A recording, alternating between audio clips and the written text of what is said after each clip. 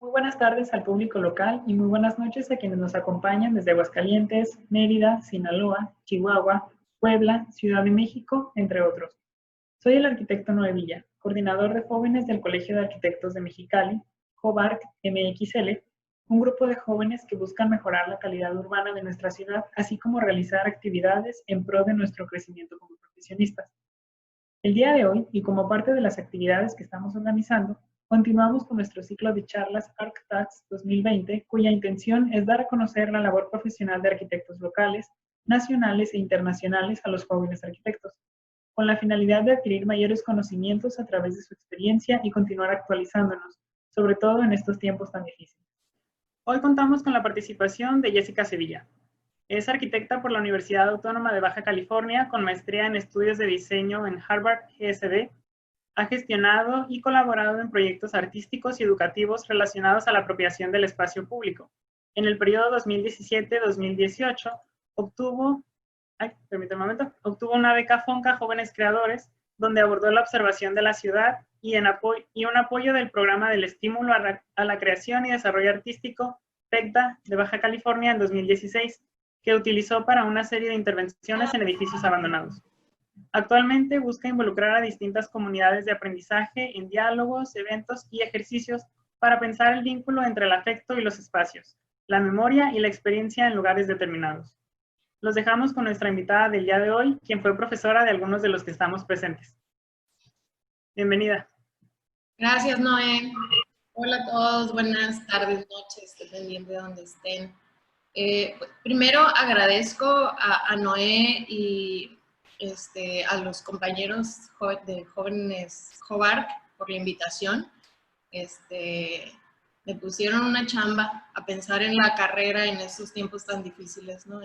En qué he hecho y por qué y qué sigue, pero les agradezco.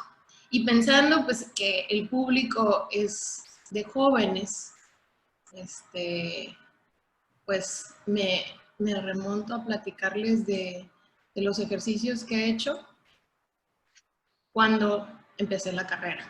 Justo resulta que entré a estudiar arquitectura y en la FAD, en la Facultad de Arquitectura y Diseño de la UABC, cuando estaba sucediendo la otra crisis económica, la del 2008. Entonces, tal vez no me di cuenta o no nos dimos...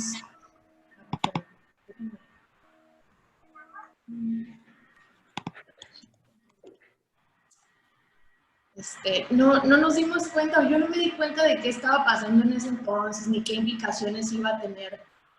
Pero durante estos 4 o 5 años de carrera, empezaron a emerger algunas prácticas diferentes a las tradicionales, en otros lugares fuera de Mexicali, ¿no? 2008, 2012 egresé. Algunos ejemplos de estas prácticas son colectivos como Todo por la Praxis, Santiago, Cirujeda, grupos de jóvenes que se ponen a pensar cómo van a chambear en esa época en que no hay empleo, porque hay menos gasto, hay menos construcción y quienes se quedan con los trabajos pues son los grupos más consolidados, las firmas más consolidadas de arquitectura.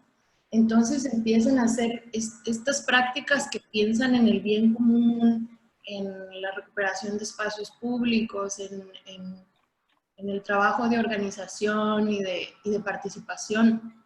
Y eso me llama mucho la atención a mí en esa época de mi vida, ¿no? En 2008, 2012. Porque justo me involucro con una serie de actividades,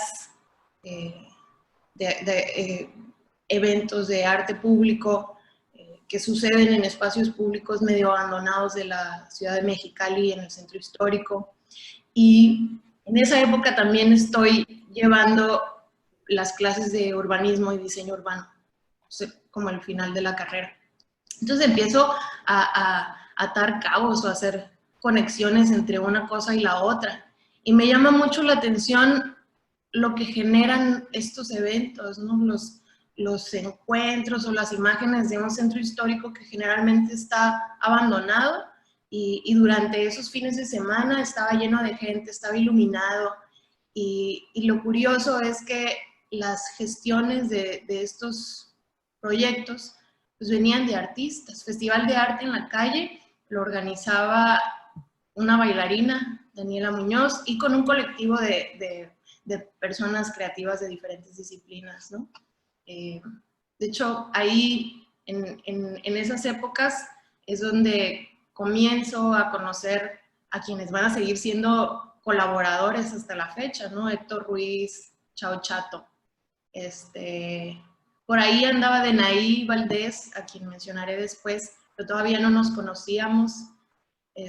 Festival de Arte en la Calle organizó como en 3 emisiones festivales en diferentes puntos de la ciudad, ¿no? Invitaban a bailarines, músicos, muralistas, y se pues, organizaban una serie de programaciones adecuadas a cada uno de los lugares. Se ponía muy suave. Y luego otra de las colaboraciones fue con un colectivo que se llamaba Arte Nativo. Éramos un grupo de alumnos de la FAD de diseño gráfico, arquitectura, que organizaba el Eddie Van Tripa. Y también ahí andaba el Chato, Alfaro, algunos otros compañeros que le ayudábamos a montar estas exposiciones en diferentes puntos de la ciudad.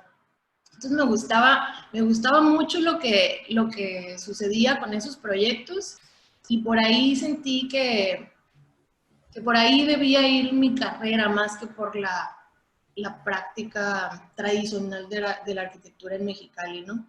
En aquel entonces tuve la oportunidad de trabajar en un par de despachos como dibujante en un lugar que hacía proyectos para California. Hacíamos planos de McDonald's y cosas así. No me gustó esa línea, y luego trabajé en supervisión de obra, y como que tampoco fue lo mío. Entonces decido renunciar y jugármela para buscar una maestría. Aplico a una serie de programas de Master in Fine Arts, porque lo que yo quería al principio era estudiar artes antes de decidir arquitectura, pero pues pensando en los ingresos y pues en otras cosas me fui por arquitectura. En aquel entonces cuando tenía 18, ¿no? Pero ¿quién a los 18 sabe realmente para dónde va o qué quiere? Entonces, cuando apliqué a estos programas de Master in Fine Arts, resulta que no me aceptaron en ninguno, pero me aceptaron en uno que estaba dentro de una escuela de arquitectura, y cuyo programa pretendía vincular ahí las disciplinas de el arte en el dominio público y el espacio. Entonces, pues me voy para allá a estudiar un par de años, y luego regreso a Mexicali.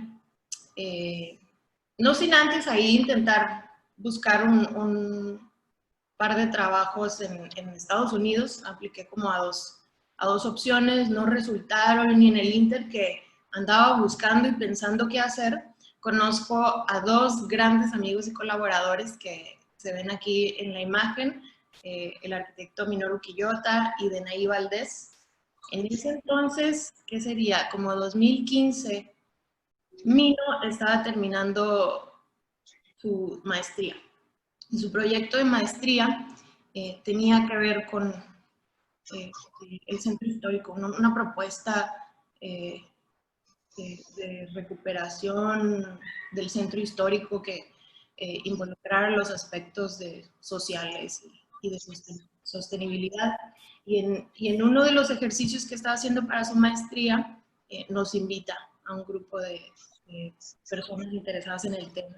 Y ahí lo conozco a él y a Dena, y empezamos a platicar del tema del centro histórico, ¿no? Cómo este es un proyecto que que sale a la luz pública cada que hay una nueva administración, que a veces tiene ciertos avances, a veces se queda estancado, depende mucho de los intereses partidistas. Y pues empezamos a emocionarnos por el tema de ese proyecto y a sugerirnos comenzar una iniciativa ciudadana que pueda ir delineando cómo debería avanzar el proyecto de centro, ¿no? Y pensando en las posibilidades de que esta zona de la ciudad pueda ser diferente, ¿no? Tener más actividad cultural, más oferta para nosotros, tratar de analizar o de observar cuáles son las problemáticas de la zona y por qué tiene todo este imaginario negativo de inseguridad y de miedo en quienes somos de Mexicali, ¿no? Quienes no son de Mexicali, les platico que pues, el centro histórico de aquí, como de otras ciudades fronterizas, está pegado a la Garita. Es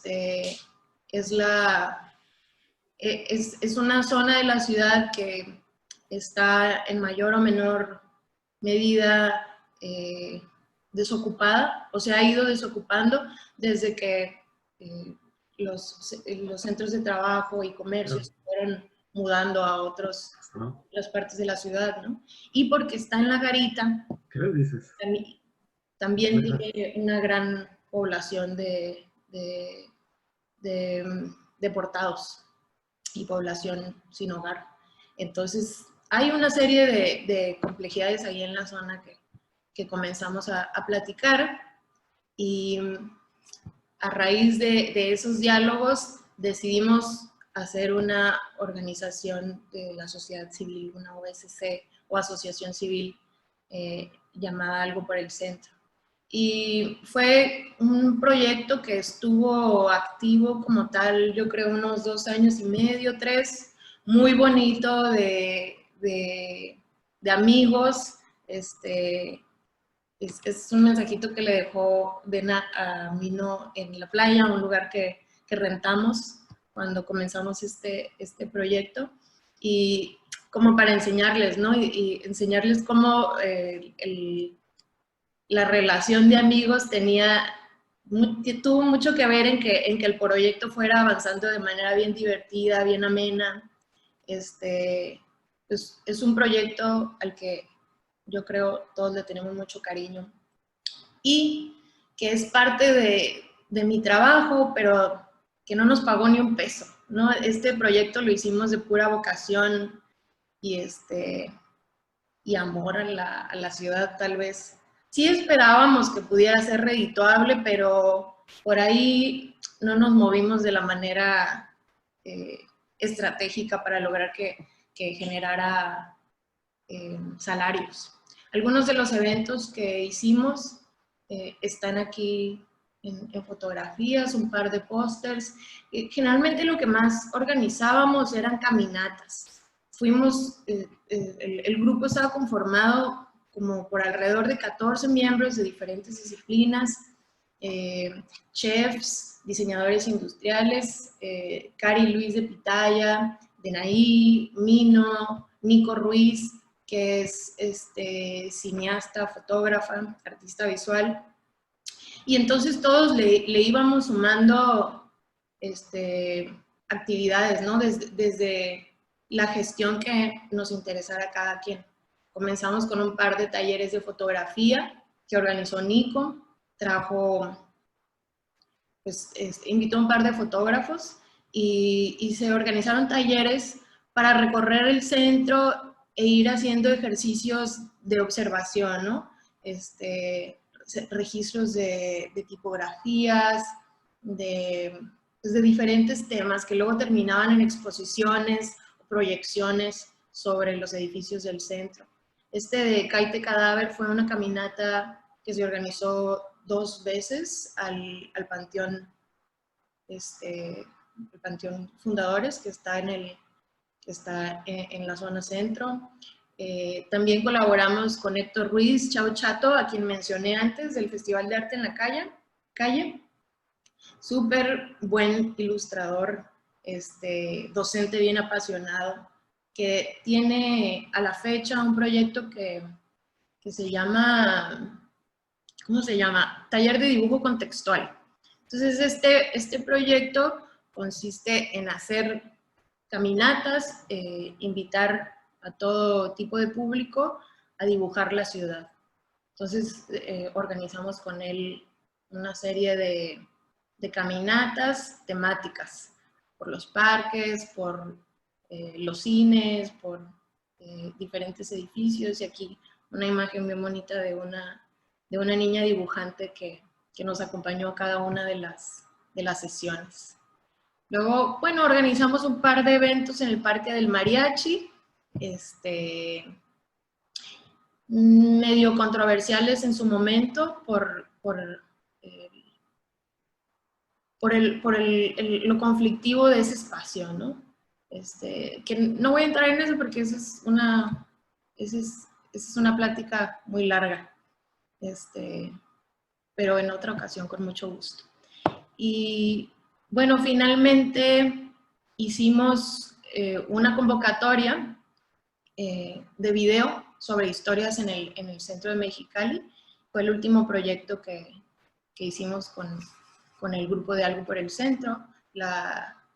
El cortometraje que resultó ganador fue La Última Frontera, de Axel Núñez, que retrata la historia de un grupo de jóvenes migrantes haitianos que recién habían llegado a Mexicali en ese entonces. Sería 2019, 2018 fue esa migración. Y bueno, el cortometraje ya estaba producido, pero el premio de la convocatoria lo ayudó a circular por festivales.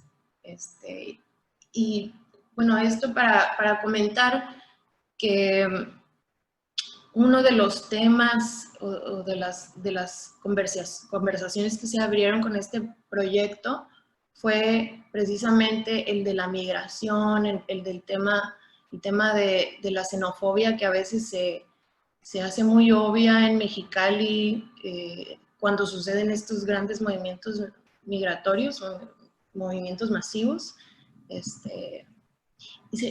Y tomamos postura, ¿no?, dentro del grupo. ¿Cómo puede ser que una ciudad que es tan joven y en donde la mayoría de los habitantes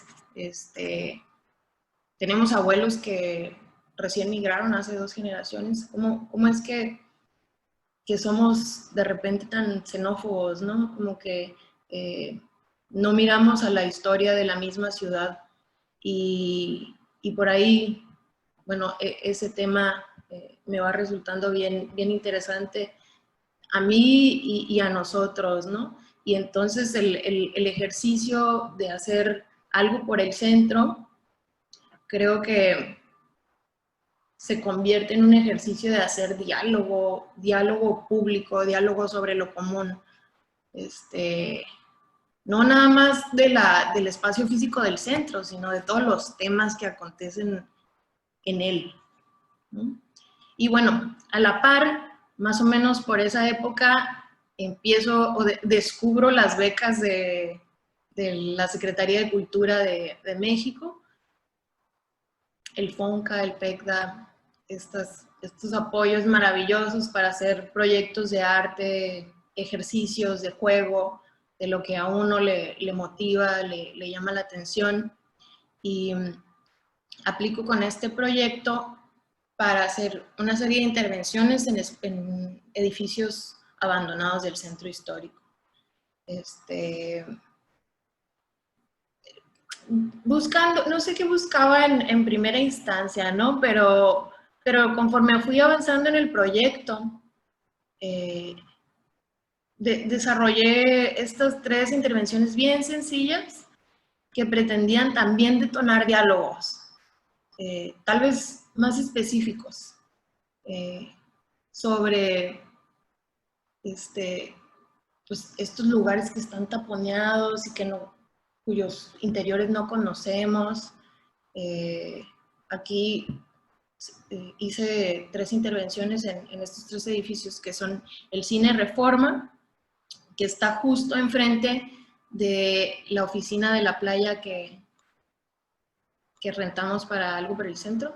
Aquí ves el Cine Reforma. Esta es la playita, es un friso que tenía el espacio cuando llegamos. Por eso se llama la Playa Deluxe. Es un espacio que a la fecha sigue en operación. Denaí lo coordina de excelente manera y está mucho más bonito que cuando lo rentamos por primera vez en aquel entonces, hace como 3 años. Entonces, esta intervención es una impresión digital en tela que no me alcanzó para imprimirla toda porque era medio caro, pero la fotografía esta la tomé en 2007, por ahí, en un rally de fotografía que organizaba la maestra Odette Barajas, excelente fotógrafa y maestra, yo creo de mis primeras maestras de arte, que nos hacen movernos por la ciudad para ir buscando ciertos temas, ciertos escenarios. Este ejercicio de rally era muy, muy divertido. Entonces, en aquel entonces nos tocó que el edificio estaba abierto y nos metimos y se me hizo muy impresionante toparme con este espacio tan grande, oscuro, con el techo lleno de hoyos por donde caían haces de luz bien dramáticos. Y no sé, como que me imaginé cosas. Me gustó mucho, me causó impacto y yo diría que hasta esa experiencia tiene que ver con que haya decidido estudiar arquitectura luego. Luego la otra intervención fue sobre este edificio, que es la mueblería del campesino, el Periquito. Y ahí yo lo que quería hacer era como una intervención de luz en el interior, que simulara que el edificio estaba habitado o en uso. Y cuando fui a preguntar si se me permitiera entrar y cómo sería la gestión para poder hacer eso, la persona que cuida me dijo que me iba a resultar bien difícil, porque el dueño del edificio decía que ese edificio no era histórico. Aquí estoy poniendo en evidencia personas, pero pues eso fue, así fue. Y entonces me quedé con ese mensaje, ¿no? Con ese comentario. Este edificio no es histórico, ¿no? Pues eso es bastante fuerte. Y decidí montar ese mensaje en unas letrecitas de madera, como medio tridimensionales. Ahí tengo una, pero generaban esta sombra, ¿no?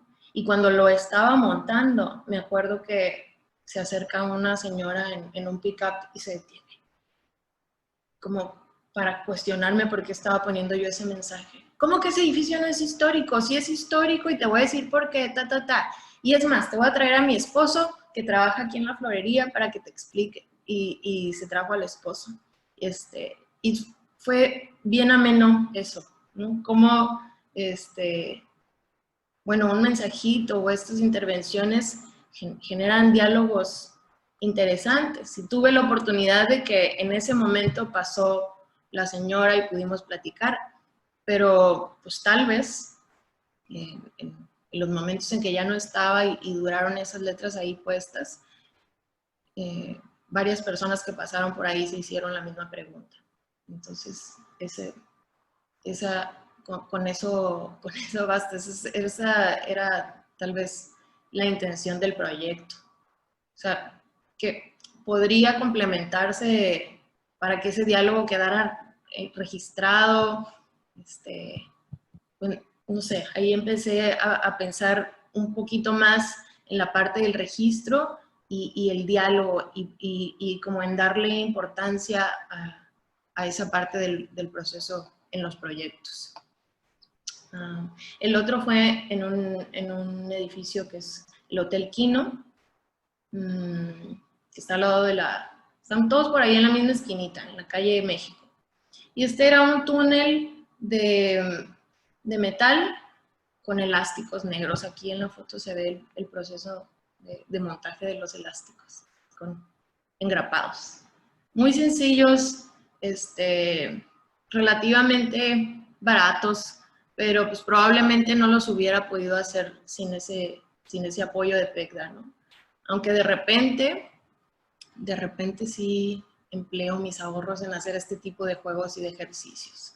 Y les comento esto porque es de las cosas en las que cavilo ahorita, ¿no? Que es trabajo, o sea, esto es trabajo aunque no sea redituable.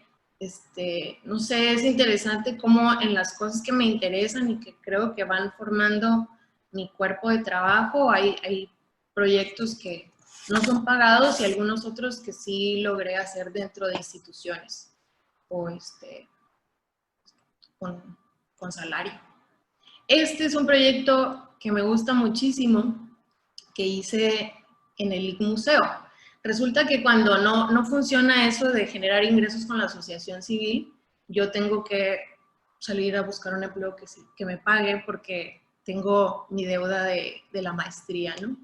Entonces, se presentó esta oportunidad maravillosa en el Departamento de Servicios Educativos del IC Museo UABC, el Instituto de Investigaciones Culturales, de la Universidad Autónoma de Baja California, que es un espacio bien interesante en donde hay un instituto un cuerpo académico de sociólogos, antropólogos, investigadores de las ciencias sociales, con un laboratorio de género bien padre, en fin, son ahí un grupo pequeño, pero que produce investigación en estas disciplinas y tienen al museo como herramienta de divulgación.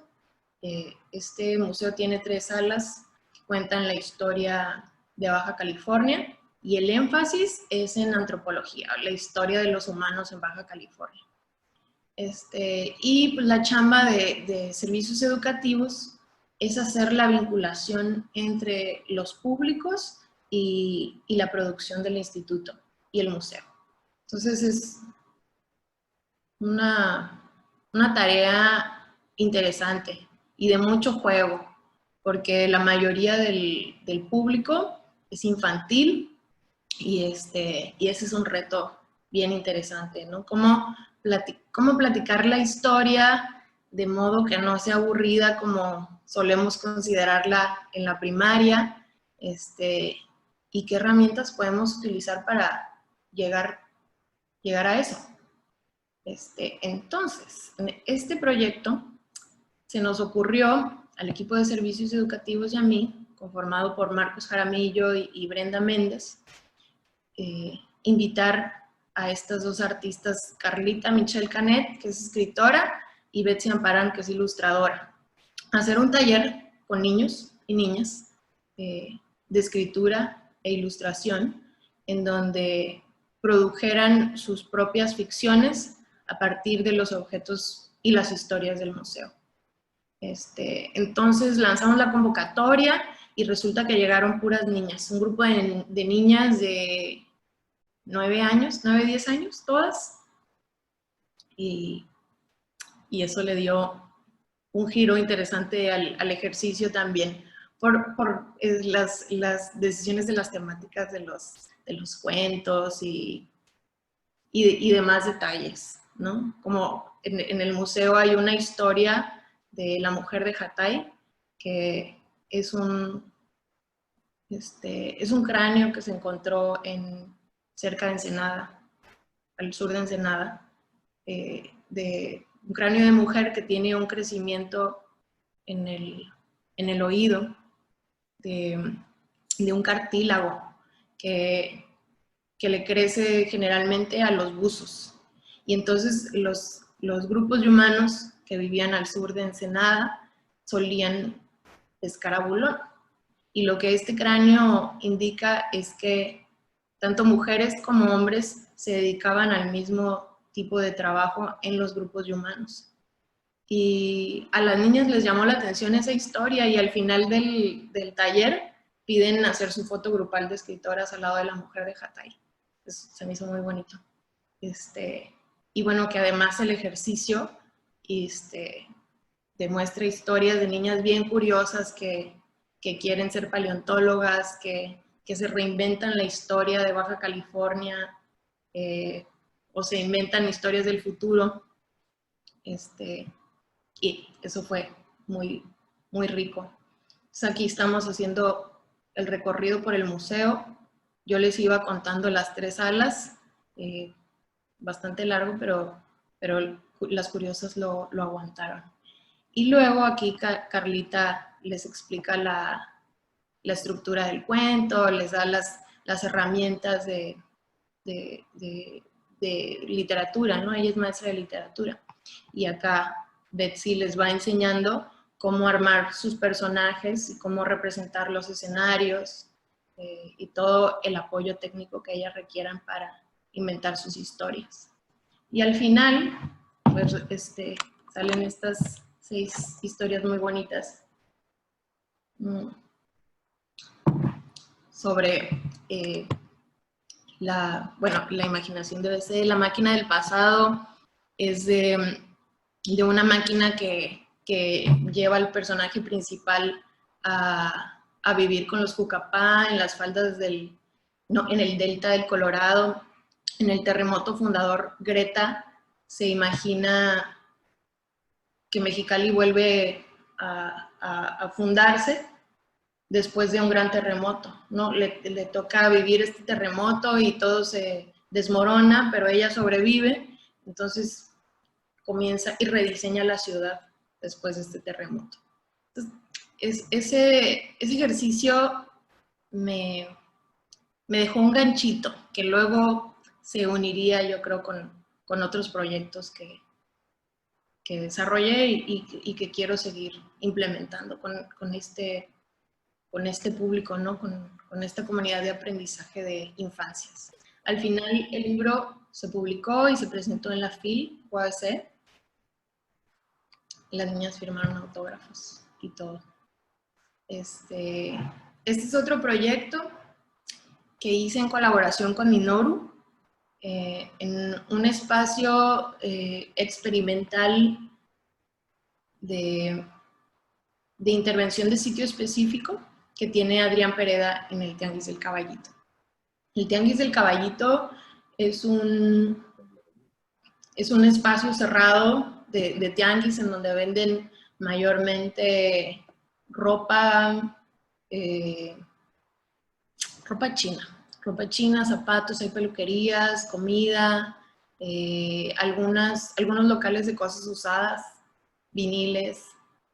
Pero yo creo que en alguna época tuvo más auge que ahorita. Ahorita está un poco más abandonador, ¿no? Pero aquí Adrián comienza a usar este espacio como taller para pintar y se da cuenta de que la gente se detiene a ver y que los niños, sobre todo los hijos de los comerciantes, van a preguntarle qué está haciendo y se generan interacciones que le llaman la atención y decide convertirlo en galería. Entonces, invita a artistas, diseñadores, escritores, creadores interesados en hacer ejercicios de sitio específico, ¿no? Que respondan necesariamente al espacio de exhibición, al tianguis, tal vez a la zona de la ciudad, no sé, depende de quién es el invitado, ¿no? Y en esta ocasión, Mino y yo trabajamos con estos 2 materiales, el concreto armado y el adobe, porque Mino tiene, o tenía, no todavía, la afición de andar recogiendo materiales de sitios en donde hayan sucedido demoliciones u otros percances. Entonces tenía un pedazo de la maltera que demolieron en 2015 creo, 2016, conservó este pedazote con unas varillotas bien gruesas. Y tenía muchos pedazos de adobe, de casas de Pueblo Nuevo. Entonces, se nos ocurre hacer algo con ese material y lo que hacemos es que lo colocamos sobre una sección de la ciudad de Mexicali y luego le otorgamos a los visitantes estos mapitas en donde viene traslapado el mapa que hay aquí en el local, indicando dónde están los materiales y el mapa del tianguis. Y esto sugiere que los visitantes fueran a explorar y caminar el tianguis para toparse con estas dos maquetitas, ¿no? Y descubrir de dónde venían esos materiales. Y hay quienes lo hicieron al revés, que primero se toparon con las maquetas y luego aquí en estos cajoncitos había más mapas y luego ya llegaban a conocer el espacio de exposición. Y ahí también yo creo que la parte más importante del ejercicio fue el diálogo.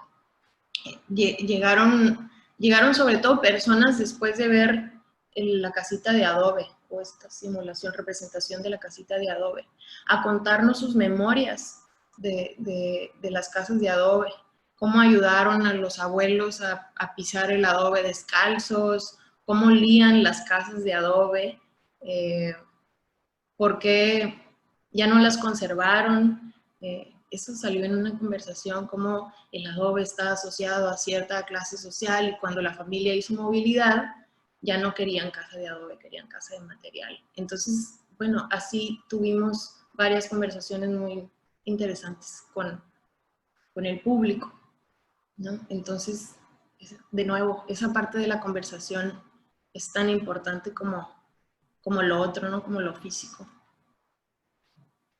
Luego, este otro proyecto es uno que pude hacer con un apoyo más grande que el del PECDA, que es el Jóvenes Creadores, una beca que otorga la Secretaría de Cultura en muchas disciplinas a quienes vamos empezando a jugar en el arte o en el diseño, ¿no? Y yo hice este proyecto en la categoría de medios alternativos. La propuesta era desarrollar instrumentos para ver a Mexicali desde puntos de vista diferentes. Creo que hacía énfasis en que fueran aéreos, ¿no? O en poder ver panorámicas de la ciudad aéreas. Porque en esta ciudad, para quien no conocen Mexicali, está en un valle, es completamente horizontal y hay muy pocas construcciones verticales. De hecho, apenas hasta después de 2015 empezaron a construirse los rascacielos de aquí y pues resulta que de todo modo, no todo el mundo va a tener acceso a estas vistas espectaculares de la ciudad. Y pensando en esa experiencia de ver a la ciudad completa en Tijuana, no sé, se me ocurrió que es importante hacer eso, de ver a la ciudad desde lejos, porque te da una perspectiva, te pone en tu lugar, no sé, pero como que te pone a pensar en tu tamaño dentro de este sistema complejo en el que vivimos y me parece como una experiencia educativa, tal vez, solo el hecho de mirar la ciudad desde arriba.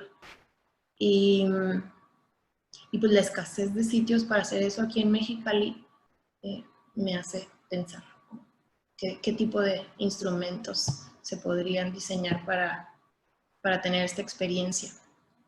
Y propongo 3 cosas, 2 de las cuales no pude hacer con la beca, porque son caritas, pero no importa, ¿no?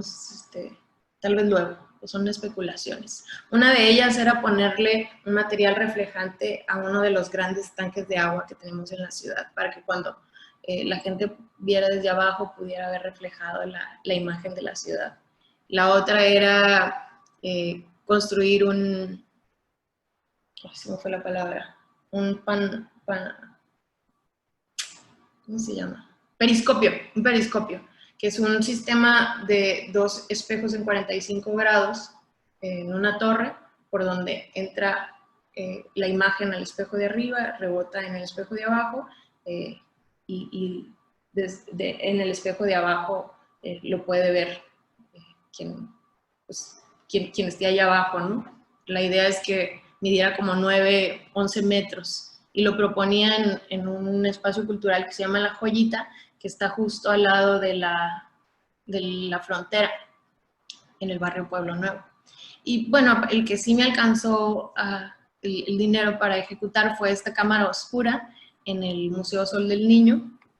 Es un mecanismo óptico muy sencillo, que es el que precede a la foto, ¿no? Una cámara oscura es un cuarto completamente desprovisto de luz, que tiene algún orificio en sus lados, y por ese orificio entra la imagen de todo lo que hay en el exterior, porque la luz rebota sobre los objetos de manera lineal y pues por ahí entra por el hoyito y entra invertida, y así es como funciona el ojo. Entonces, esa fue una de las conversaciones también, bueno, de las preguntas o comentarios que utilizaba para detonar conversaciones adentro de esta cámara oscura, porque o sea, ¿cómo que la imagen entra al ojo de manera invertida y la percepción es tan canija que te hace percibir todo como es, ¿no? Con el cielo para arriba. Entonces, este ejercicio de relacionar la cámara oscura con el ojo nos hace cuestionarnos cómo vemos las cosas en la vida cotidiana, cómo vemos todo, ¿no? Cómo vemos el mundo. Y esa pregunta que además está vinculada a una sensación como de cambio, de desconcierto, es lo que se llama una experiencia estética o una experiencia de arte. Y eso yo no lo sabía cuando comencé a hacer el ejercicio, ¿no? Estas son las cosas que con las que te vas topando cuando desarrollas los ejercicios, ¿no? Pueden surgir de un impulso inicial, de ciertas preguntas que tenías, pero luego al concluirlo y al vivirlo, al comentarlo con los colaboradores, lo vas entendiendo de maneras diferentes y te van surgiendo otras preguntas que luego son las que van guiando el ejercicio que sigue. Muy importante comentar que aquí Edgar Pimienta, quien está dibujando en esta imagen, fue mi colaborador durante todo el proceso. Se me hace, no me acuerdo. Edgar, ¿fui tu maestra? Ya hace mucho más tiempo que somos colaboradores que no. Pero pues también es otra cosa, ¿no? La mayoría de los ejercicios que he hecho son colaboraciones. En algunas ocasiones yo pienso las preguntas iniciales y últimamente en los ejercicios que le siguen, el planteamiento de los proyectos tal vez es más compartido, ¿no? Aquí la mesa en donde presenté estos ejercicios en Oaxaca, es en donde estuvo la exposición de todos los otros proyectos de los jóvenes creadores, de pintura, escultura, moda, arquitectura. En esta ocasión fui con la arquitecta Tuna Villegas, éramos las dos representantes de Mexicali, por allá. Una experiencia bien grata. A ustedes que son jóvenes, les recomiendo que apliquen. Si traen por ahí algún proyectito que se les ocurra, sale esta convocatoria cada año, no, láncenla y te dan ahí una buena cantidad mensual para que la desarrolles. Y además tienes la asesoría de un par de artistas que son parte del Sistema Nacional de Creadores y te van pues dando pauta. Este es uno de los ejercicios que hice con los niños dentro de la cámara oscura. Les preguntaba cómo ves a la ciudad todos los días, qué se siente ver las cosas de un punto de vista distinto, observa con atención cualquiera de las 3 imágenes que se proyectan en la cámara y fíjate si hay alguna persona. ¿Cómo te parece nuestro tamaño dentro de la ciudad? Y tienen respuestas bien bonitas, ¿no? Como un bichito, muy pequeñito. ¿Qué sientes? Siento mucha emoción, siento raro, siento... Pues, es importante hacer las preguntas, ¿no? Para generar las discusiones con los niños. Luego, acá no se ve el video, pero también he colaborado en un par de ocasiones con los colegas Adrián Pereda y Luis Hernández en la organización y gestión de exposiciones de creadores jóvenes que hacen, ¿cómo decirle? Arte contemporáneo, prácticas conceptuales que tengan más que ver con ideas o con procesos que necesariamente con técnicas. La primera que hicimos fue en la Galería Stepling de Caléxico. Invitamos a una serie de artistas a reflexionar sobre su proceso de producción, ¿no? Como resulta que este grupo de personas a quienes invitamos, y a nosotros también, porque nosotros también hacemos ejercicios de arte, pero a falta de gestión y de espacios, nos tenemos que poner a gestionar y abrir y buscar los espacios nosotros. Resulta que la mayoría hacemos estos ejercicios como parte de nuestro proceso de aprendizaje, ¿no?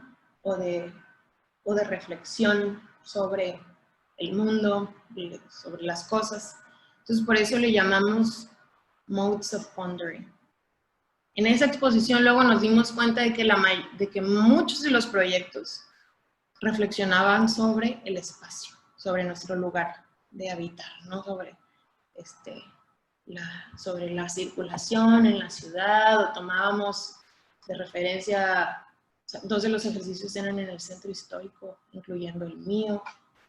Entonces se nos ocurrió que para el siguiente ejercicio tendríamos, o estaría interesante, invitar a participantes a hablar sobre el espacio, a reflexionar sobre el espacio así, a secas. Y llamamos a la exposición a hacer espacio.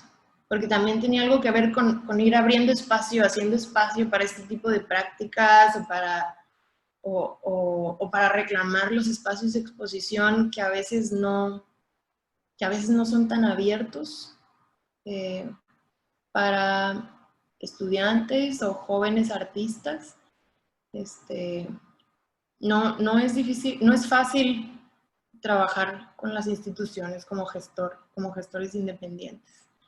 Pero bueno, el ejercicio fue muy padre. Invitamos a escritores, a un artista sonoro, Polo Vega.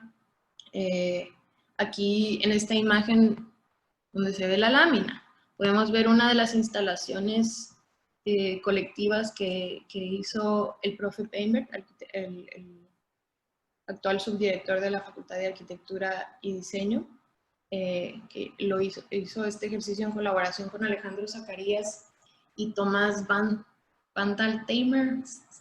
Disculpa si no pronuncio bien el apellido, no me acuerdo cómo se pronuncia.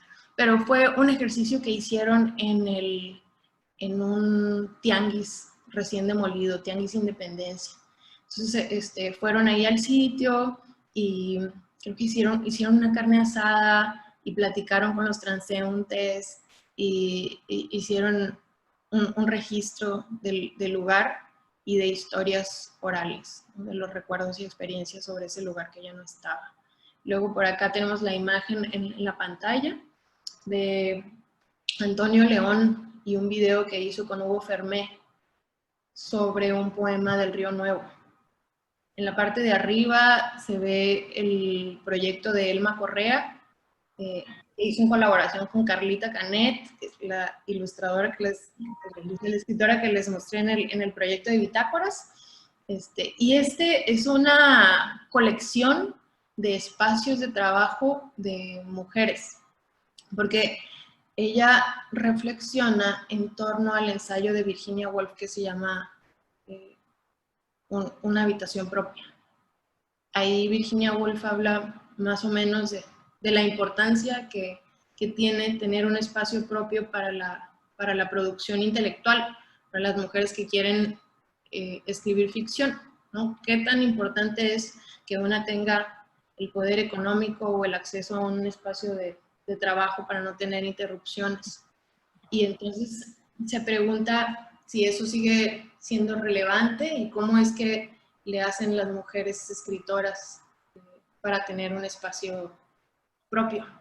Y pues hace una cuenta de Instagram, hace una invitación abierta y ahorita tiene, no sé, como 5,000 seguidores y muchas fotos que muestran la diversidad de los espacios y algunos espacios que son compartidos con los hijos, mascotas, o que no son propios, que son, no es un espacio tal cual para escribir, sino que es la cocina o un espacio dentro de una biblioteca, en fin, ¿no?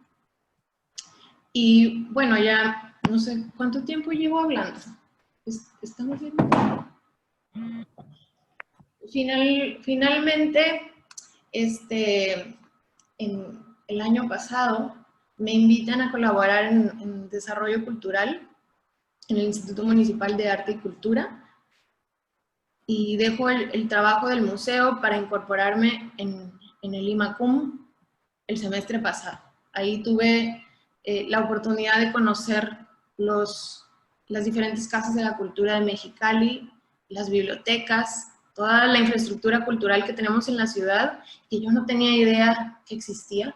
O sea, sabía que tenemos la Casa de la Cultura de Mexicali, me llevó, el CREA, Cultura, la Progreso, que recién se hizo Casa de la Cultura en la administración de Panchito, pero no tenía idea que hay una red de 22 bibliotecas públicas en la ciudad de Mexicali, o que hay casas de la cultura en muchos ejidos. Y bueno, ahí me tocó organizar con otros gestores una serie de exposiciones, una convocatoria de vinculación comunitaria con artistas, una publicación de cuentos infantiles también. Y bueno, esa chamba duró poquito, pero ese es otro tema que luego les platico si preguntan. Pero fue muy interesante y también un ejercicio de gestión más formal, así como el de base arriba, pero dentro de las instituciones. Y finalmente, el último proyecto que les voy a platicar se llama La Dorada Ranch. Fue un proyecto que hice para la Bienal Mexicali Biennial. Mexicali Biennial es un ejercicio de bienal que no es bienal porque no sucede cada 2 años, que organiza un grupo de gestores del sur de California y cada ocasión es sobre diferentes temas. Este tema, en esta ocasión, el tema era Calafia, la reina de Calafia. Y es una historia es un tema bien padre y bien jugoso, porque además nos piden interpretarlo en la realidad actual, ¿no? El grupo curatorial hace una convocatoria abierta y luego invita directamente a ciertos artistas de ambos lados de la frontera. Y de lo que trata la historia, pues es que resulta que cuando llegan los primeros exploradores a Baja California por el sur de la península, no descubren que es península ni se imaginan que es península hasta como 150 años después, cuando el padre Quino hace las exploraciones en el delta y como ya va dándose cuenta de que esto efectivamente no era una isla. Pero al principio, que llegan los exploradores y comienzan a explorar por mar y tierra, la denominan la isla de California, porque en ese entonces había salido una novela que se llama Las Sergas de Esplandián, una novela caballeresca que cuenta la historia de este Esplandián que llega a una isla poblada por puras mujeres guerreras amazonas de tez negra y que guardan muchísimo oro, ¿no? Y tienen un ejército de grifos. Y no tienen nombres, solamente los usan para reproducirse y luego los desechan, ya que los usaron. Y y pues ahí todo un rollo de que los exploradores se enamoran con la reina y la llevan a una guerra en el Medio Oriente, y finalmente ella y sus amazonas pierden lo aguerridas y se casan y se templan. Y bueno, la idea era reinterpretar o tomar de esa historia lo que a uno le interesara para hacer una pieza. Y a mí se me ocurre reinterpretar esto de Isla como un desarrollo privado, así como tenemos tantos en Baja California. Un desarrollo privado, pero para puras mujeres, con esto de que da miedo andar en la calle, y el miedo es muy bueno para hacer negocios, ¿no? Y por eso operan y funcionan los desarrollos de vivienda privados, porque hay miedo de la calle, de la violencia, de la inseguridad, y esto de el miedo de andar en la calle como morra, pues tal vez no es algo que fuera tan discutido o tan presente en la discusión pública hace 10 años como hoy. Es un tema que va abriéndose, ¿no? Poco a poco. Y bueno, en Baja California tenemos, además de desarrollos privados, muchas comunidades de retiro en toda la costa del Pacífico y también en el Golfo. Entonces lo que hace el proyecto es tomar o robarse el Dorado Ranch de San Felipe, que es una comunidad mayormente habitada por americanos retirados en San Felipe, y me robo el texto de cómo hacen el marketing para llegar a este público de inversionistas, ¿no? O de compradores. Y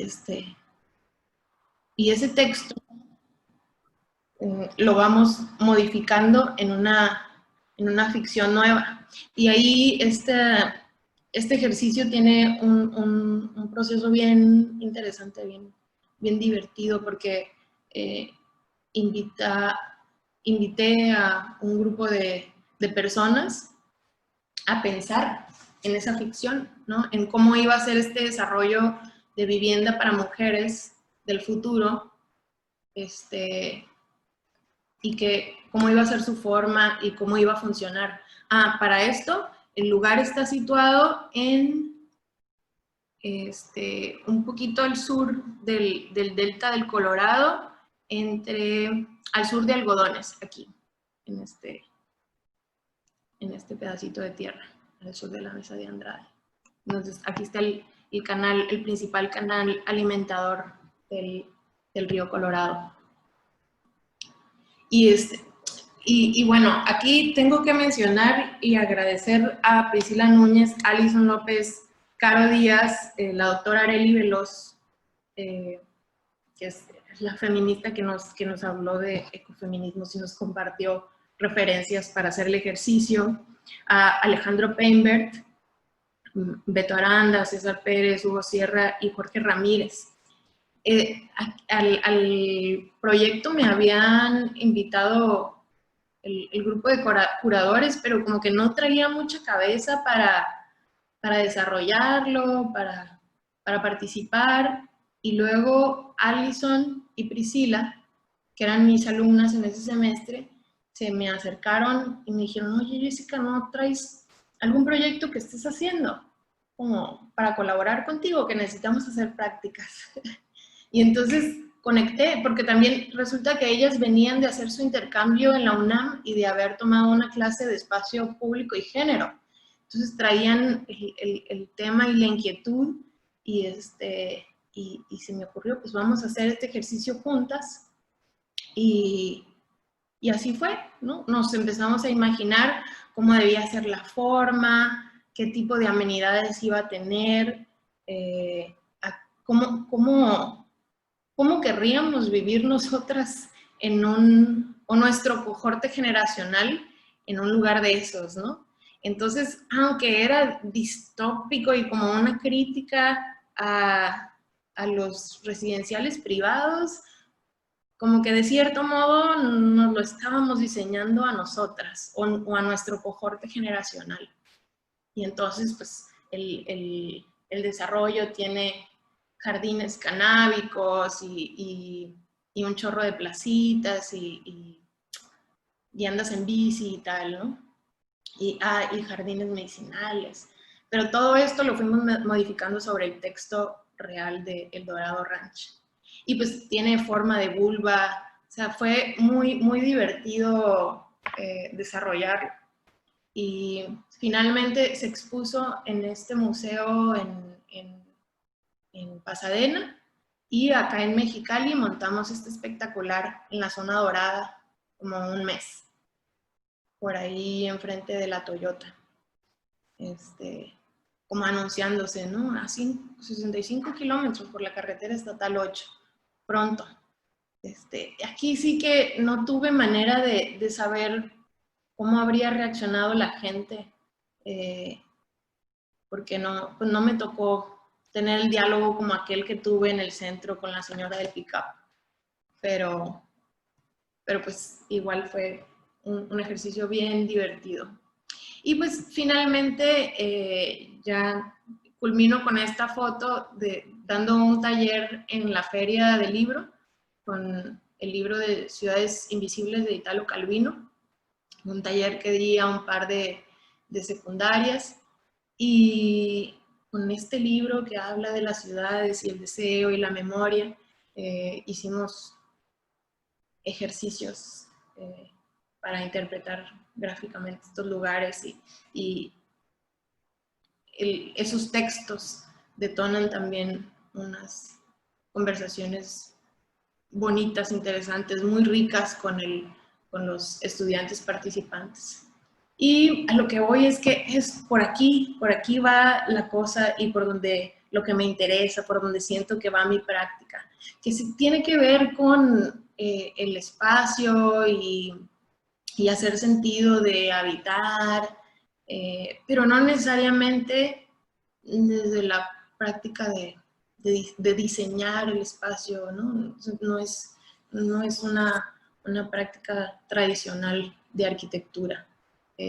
No sé, apenas se va definiendo, pero pues es en este proceso de rebotar ideas, de ir calando que sí funciona, que no funciona, o que me llama la atención, y cómo un ejercicio va generando distintas preguntas, ¿no? Y bueno, hasta aquí les comparto los ejercicios que he hecho los últimos años, desde 2008. Gracias por su atención. No sé si tienen preguntas, comentarios. Hi, Tuna. Sí, de hecho, precisamente, pues muchas gracias, arquitecta, por todo su trabajo y por venir a compartirnos parte de. Bueno, voy a dejar mis comentarios personales para el final. No sé si el público tenga alguna pregunta o algún comentario que quiera realizar. Pueden dejarla en el chat o pueden hacerla directamente prendiendo su micrófono. Sí, adelante. Levanta la mano. Hola. Yo quería agradecerte por tu plática, y como dices, dirigida a jóvenes. y como todo esto que se puede hacer a la par siendo arquitecto sin necesidad de solamente dedicarte o a ser residente de obra o a diseñar o a hacer arquitectura, lo que conocemos, ¿no? Sino que todo esto que, por ejemplo, que tú dices que en un inicio, pues tú dices, tú querías estudiar arte, ¿no? Y por X o Y no se pudo y te inclinaste hacia la arquitectura, pero como tú cuando sales de la carrera empiezas a inclinarte por lo que realmente te apasiona, porque es lo que nos mueve, ¿no? Es lo que nos mantiene vivos. Entonces, se me hace muy interesante todo lo que nos cuentas y lo que les cuentas a todos los demás en la plática, que están aquí, jóvenes sobre todo, para que ellos se den cuenta como este gran panorama que hay y todo el trabajo que hay que hacer todavía, ¿no? En la ciudad. Eso me gustó y gracias por la plática y saludos a todos. Y sabes, también como comencé con esto del 2008 y el tipo de prácticas que surgen después de la crisis del 2008, y pues la pregunta es, ¿qué tipo de prácticas sigue después del 2020? De esta crisis que va a ser más dura que la del 2008. Exacto. Y así pues toca la chamba a todos, y sobre todo a los jóvenes, ¿no? Los que van recién egresando. Sí, es parte de lo que nos toca precisamente. Muy bien, bueno, continuando, Ariana Arismendi Castillo comenta, muchas gracias, y estuvo excelente. Y están cediendo la palabra Iván y iPhone. Vamos a darle prioridad a Iván porque ya dejó escrita su pregunta. No sé si quiere hacerla directamente o la leo. Iván. ¿Cuál es su opinión sobre la acupuntura urbana en los centros urbanos e históricos? ¿Cree que son intervenciones integrales? Pues yo creo que ese tipo de intervenciones van elucidando cómo puede ir la estrategia, y son ejercicios para alimentar una estrategia integral. Pero pues por la escala no son integrales, ¿no? Porque actúan en lo pequeño, en contextos inmediatos, pero por eso son relevantes y es bien importante hacer esos ejercicios. La beca que les dije que se animaran a sacar se llama Jóvenes Creadores y es del FONCA, Fondo Nacional de la Cultura y las Artes, que además es un organismo que estaba ahí medio en riesgo. Creo que no le va a pasar nada porque es un programa muy fuerte y es bien importante, sobre todo para la gente que no estamos en el centro del país. O sea, cuando uno vive en el DF o en lugares que tiene mucho más oferta cultural y más espacios, pues resulta más fácil hacer este tipo de prácticas, ¿no? Pero acá en los estados y en las ciudades medias y más chicas, en donde pues, las instituciones culturales son tan pequeñas y hay poca lana para hacer este tipo de cosas, pues sí, es bien importante que siga existiendo el FONCA y el Jóvenes Creadores para poder financiar estos ejercicios, ¿no? En todas las disciplinas. Entonces sí, hay que cuidarlos y hay que cuidar que no los quieran tumbar, porque este programa lo comenzó Carlos Salinas. Carlos Salinas, sí. Y entonces, pues, ya ven, los conflictillos políticos en la escala local y en la escala nacional. Gracias. Bien, saludos a Puebla y a Chihuahua. Gracias. ¿Cuáles son sus teorías de cómo va a cambiar la ciudad con la situación actual? Ay, Giancarlo. No sé, hijo. Es la chamba que toca. A mí me da miedo que encontremos seguridad en la reclusión y que, por ejemplo, estos desarrollos privados de los que hablaba al final se sigan reproduciendo y sigan siendo más, porque pues es un lugar en donde está limitado el flujo de personas y como ahorita es lo que se busca, el distanciamiento. Bueno, no sé, ¿verdad? Espero que no dure tanto esta situación sanitaria. Pero luego si se siguen si se siguen suscitando más epidemias y casos sanitarios como estos, no sé qué pase. No sé si nos quedemos con miedo y con esta finta de generar más desarrollos privados. O si por el contrario, esta crisis hace ver lo mal que está el sistema y cómo la ciudad no funciona. Bueno, muchas, ¿verdad? Y cómo le hacemos para inventar estas prácticas que le den importancia al bienestar común y sobre todo cómo le hacemos para que esas prácticas existan y no sean trabajo de agrapa, porque como es trabajo de mantenimiento, es trabajo de cuidado, pues no entra en la dinámica de generar capital. ¿Quién paga esto? ¿Quién paga pues la chamba que no beneficia directamente a nadie, ¿no? En teoría, el gobierno, pero las administraciones municipales están rebasadas,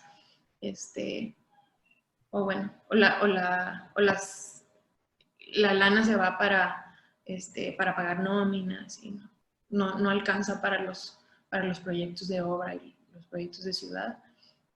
Bueno, entre otras muchas cosas, ¿no? Que eso es como aparte, los problemas de las administraciones municipales. Pero es una gran pregunta, Giancarlo. ¿Tú qué piensas? ¿Cómo va a cambiar la situación actual de las ciudades? Pues, Giancarlo, si nos quieres dar tu opinión también. Y que contestes. ¿Eh? O tú no. Yo. A ver, ahí va. El Gianca. ¿Me escuchas? Sí. Ok. He visto que las acciones son como haciendo más evidente la distancia a través de lo físico. Es algo que a mí me preocupa, ¿no? Como el hecho de que incluso hasta su gente ya no sea bien visto llegar y abrazar a alguien o darle un beso en la mejilla. Sí, no sé, me vuelvo bien conspiracional como con todo esto, ¿no? Como las caricaturas donde el ser humano evoluciona y se evoluciona en un ser distante, frío, ese tipo de cosas. Yo creo yo sí creo que lamentablemente esto no va a ser como cuando a mitad de la pandemia decíamos que sería como que el awakening, ¿no? De ver las cosas que estamos haciendo mal. Yo creo que no. Por los rebotes que ha pasado y lo que va a pasar, ¿no? Por ejemplo, China, pues, habían tardado en salir y salieron y se disparó la contaminación. Veo que a Mexicali tal vez le pueda pasar lo mismo. Lo que sí creo es que ahorita los urbanistas, si en algún momento en la línea de la arquitectura, ahorita se habla de arquitectura como ecológica o arquitectura que tenga que ver con más integración a la naturaleza y eso, creo que ahorita ya la batuta hacia urbanistas. Ahorita los urbanistas va a ser la profesión que de este siglo, porque necesariamente tendremos estos personajes para cambiar las ciudades, ¿no? Y no hacer evidente el distanciamiento físicamente, sino como de otras maneras, intelectual, no lo sé. Sí, y pensar eso pues requiere de un grupo de personas que piensen desde muchas líneas distintas. Sí. Del cuerpo, de la salud, del diseño físico del espacio, la ecología, una bola de cosas, ¿no? Sí, porque sí tiene que ver como eso, porque, no sé, ahorita, así como en algún momento ahorita el trabajo del arquitecto el arquitecto se volvió como popular, ¿no? O esta tendencia o esta ya manera de ver las cosas de la arquitectura ecológica, menos arquitectos y más urbanistas. porque nos dimos cuenta de que un virus, algo diminuto, puede afectar todo nuestro universo, ¿no? Todo nuestro mundo. Entonces, necesitamos más gente, un ejército de gente que diseñe mejores estrategias de vivir, ¿no? Y quien quite y ya ni sean urbanistas, sea otro nombre el que se les ponga a esas personas. Es mi teoría. Fíjate que Noé me preguntaba, oye, ¿qué título te pongo? Oye, ponle Jessica Sevilla. O sea, eso de definir la disciplina ya, no sé, como para mí está muy difuso. Y es esto que dice mucho la Adriana, es que es el campo expandido de no sé qué. O sea, sí, pues sí, estamos trabajando en una mezcolanza de cosas sobre problemas específicos y situados en un contexto, en un territorio particular, con un grupo de personas, una comunidad particular. Entonces, pues ahí uno baila entre disciplinas y temas. Pero tal vez no se llama diferente o se va a llamar diferente. Y por eso también se me hace bien interesante el tema de la literatura y la lingüística y cómo renombrar las cosas, reescribir las cosas y los lugares. Esta cancha de la imaginación, el juego, el arte, la literatura, a mí es la que me llama la atención porque además como que me da más esperanza. Como que siento de repente que las instituciones están muy duras, sí, hay que hacer la chamba y nos toca no dejarlo a la otra generación. Me acuerdo mucho que cuando iba en la primaria, cuando iban en el 97, que fue el fenómeno del niño, fue el fenómeno del niño y fue el año que creo que conocí el internet. No sé si mi papá o en la escuela se empezó a hablar del calentamiento global y de la importancia que iba a tener en el futuro las políticas sostenibles, ¿no? Y me acuerdo que los adultos decían, esa es su generación a la que le va a tocar hacer los cambios de no sé qué.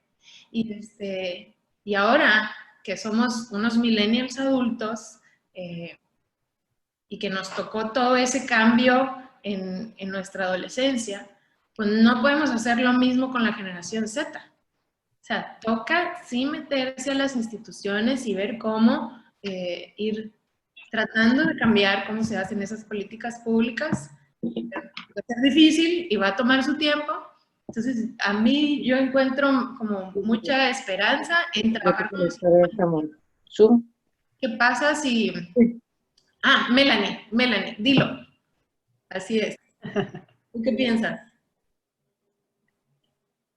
A la Melanie le interesa el tema y es justo platicar con Melanie también y como ciertas experiencias que hemos tenido que nos mueven al tema de la ciudad y las infancias. 5 minutitos tengo.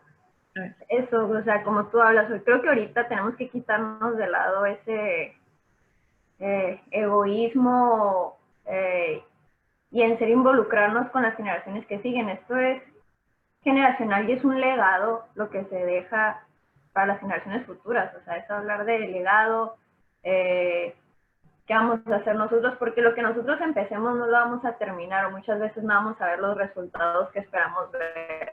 Así que si no preparamos o si no enseñamos a las generaciones que vienen detrás de nosotros cómo vamos a poder ver el fruto. A lo mejor ellos no lo ven tampoco, pero se va generando nuevos aprendizajes, nuevas formas de ver.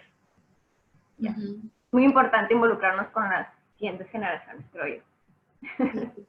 Así es. Yo me acuerdo que, por ejemplo, el modelo de aprendizaje de estar sentada no me funcionaba. El mesabanco y el dictado y todo eso no me funcionaba para el aprendizaje. Pero en las vacaciones, los paseos, el aprendizaje experiencial, hacer maquetitas, eso sí me funcionaba. Entonces también como la práctica del diseño, las artes, el trabajar con las manos, creo, a mi juicio, o al menos desde lo personal, eso le faltaba a mi educación primaria. Salir a conocer la ciudad, aprender en la ciudad, en la calle, en los lugares. Sí, porque cuando te paras en el centro histórico con unos adultos o con otros niños, te preguntas por el edificio viejo y sobre la historia del lugar y sobre un chorro de cosas, ¿no? Que tal vez no te llaman tanto la atención si estás ahí sentado en un mesabanco escuchando la clase de historia. Entonces, sí, es que en ese sentido sí falta un poco más como de poder ser un poco más práctico también, como comenta, desde pequeños. Por ejemplo, ya cuando uno va a entrar a la universidad o está, no sé, en los últimos semestres de preparatoria, a lo mejor uno ya tiene en mente como que quiere estudiar arquitectura y ya empieza uno a pensar más en estos aspectos. Pero ahí sí coincido y pienso que incluso desde pequeños, como no necesariamente necesitamos volvernos arquitectos para saber del tema o simplemente como para involucrarnos en los aspectos de la ciudad. O sea, como dices, simplemente desde pequeña, que eso de estar sentada en la escuela y que te estén platicando historia y todo, pues sí, a veces es como un poco más complicado, porque hay personas que aprenden más fácilmente haciéndolo, o se interesan pues de una manera más fácil, ¿no? El estarlo haciendo. Entonces también sería como una manera de desde pequeños involucrarnos, y sobre todo pues ahora en los aspectos de nuestra ciudad, ¿no? Aunque en el futuro no vayamos a ser arquitectos, pues simplemente conocer el espacio y saber cómo esto sí nos gusta o esto pudiera cambiarse, para que simplemente los ciudadanos también como se unan más hacia nosotros, en el sentido de que puedan saber qué exigirnos o qué pedirnos para poder trabajar, ¿no? Y pues tener una mejor ciudad. Que al final de cuentas creo que es la meta final de todos los arquitectos, como de manera general. Así es. Bueno, teníamos una... ¿Sí? ¿Quieren comentar algo antes de continuar? Yo quiero comentar algo. Sí, adelante. Bueno, primero que nada, se me hace muy interesante la práctica que estás realizando. Yo creo que es muy valioso lo que estás haciendo en cuanto a las provocaciones e interacciones que logras para formar estos diálogos con la gente, ¿no?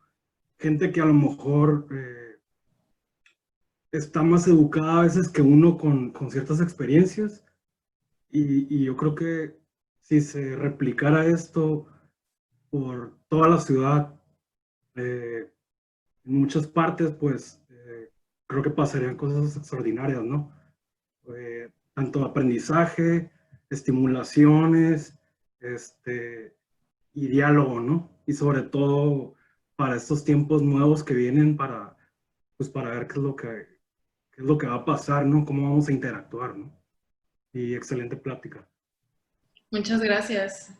Pues qué halago.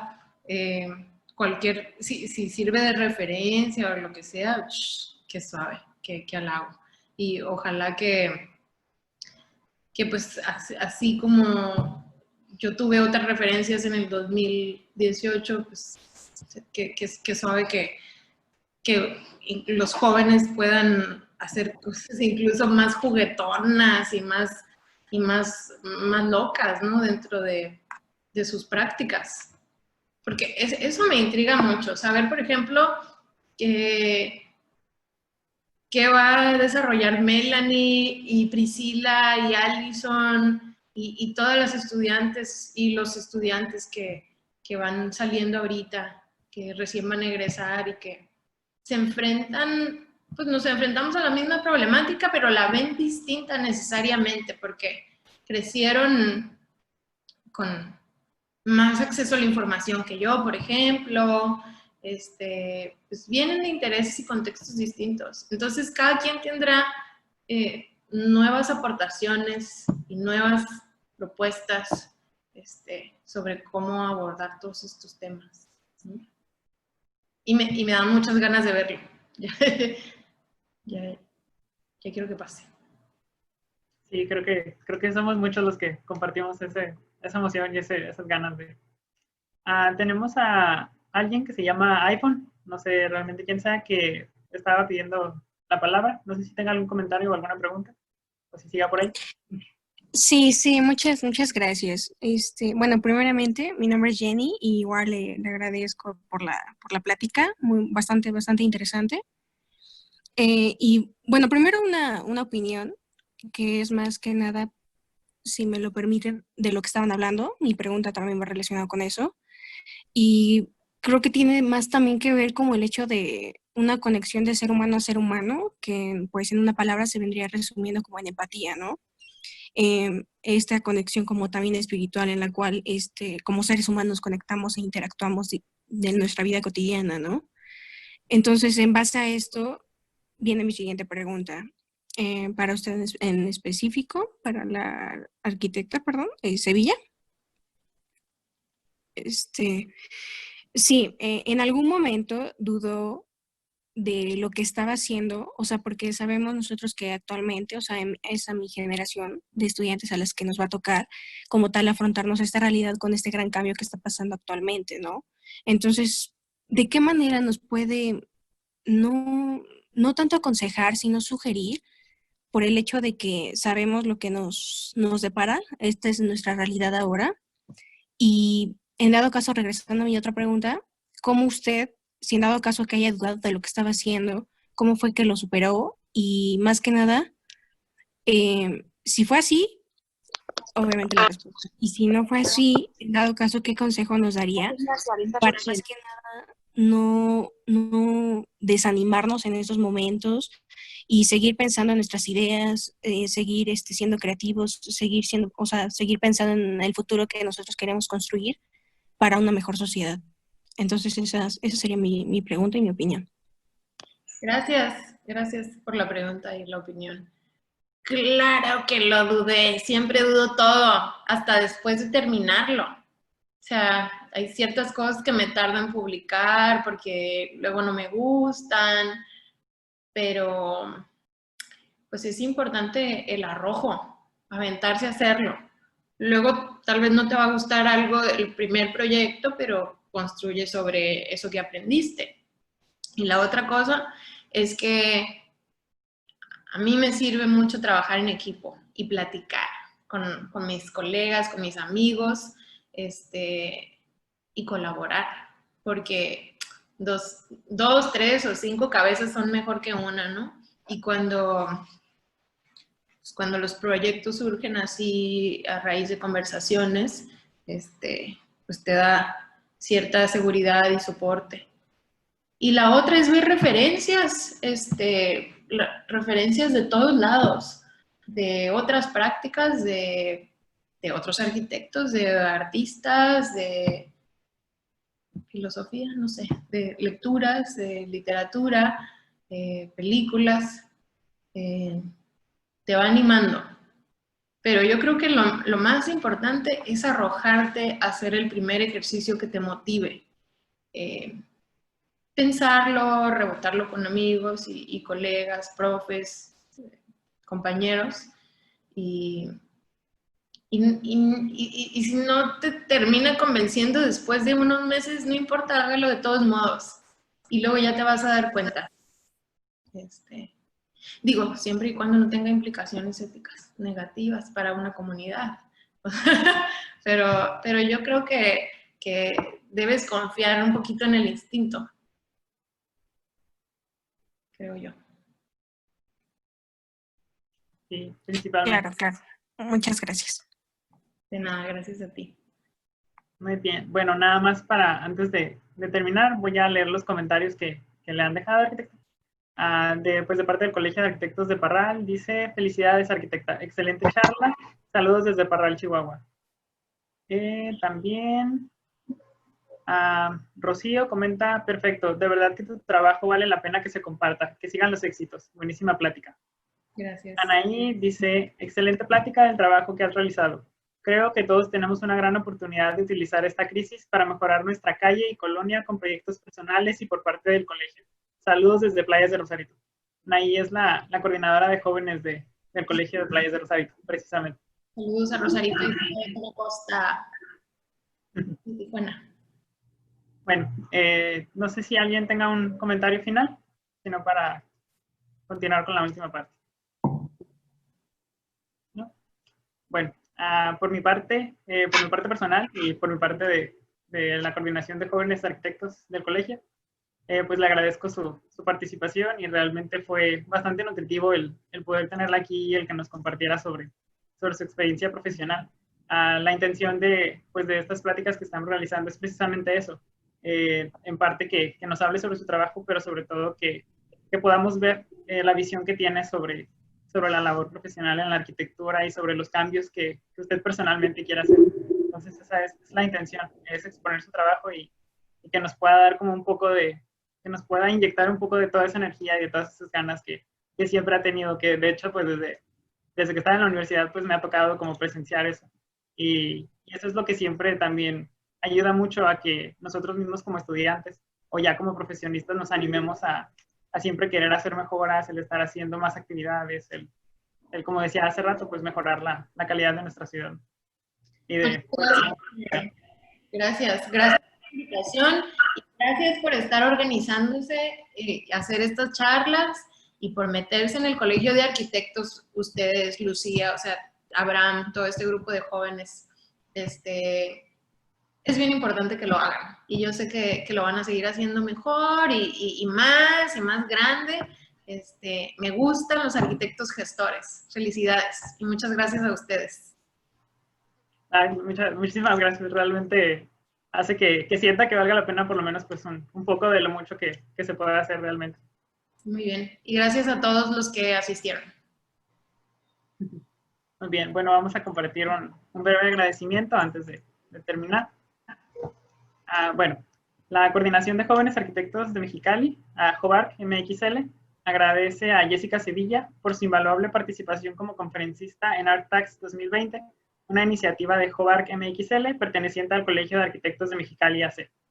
A Mexicali, Baja California, a 27 de mayo del 2020, y firman el arquitecto Juan Gualberto Amaya Sobranes, que es presidente del 23º Consejo Directivo del Colegio, y su servidor, el arquitecto Noé Villa, coordinador de Jóvenes Arquitectos de Mexicali. Thank you. Gracias. Muchísimas gracias a todos por asistir. Y estén pendientes de nuestras próximas charlas. Vamos a tener una cada miércoles en este mismo horario con diferentes participantes. Ya saben, les estaremos compartiendo a través de nuestras páginas y tanto esta charla como la charla de la semana pasada y el resto la pueden ver a través de nuestro canal de YouTube, que es JOVARC MXL. Así nos pueden encontrar. Pues muchas gracias. Vale. Hasta luego. Salud.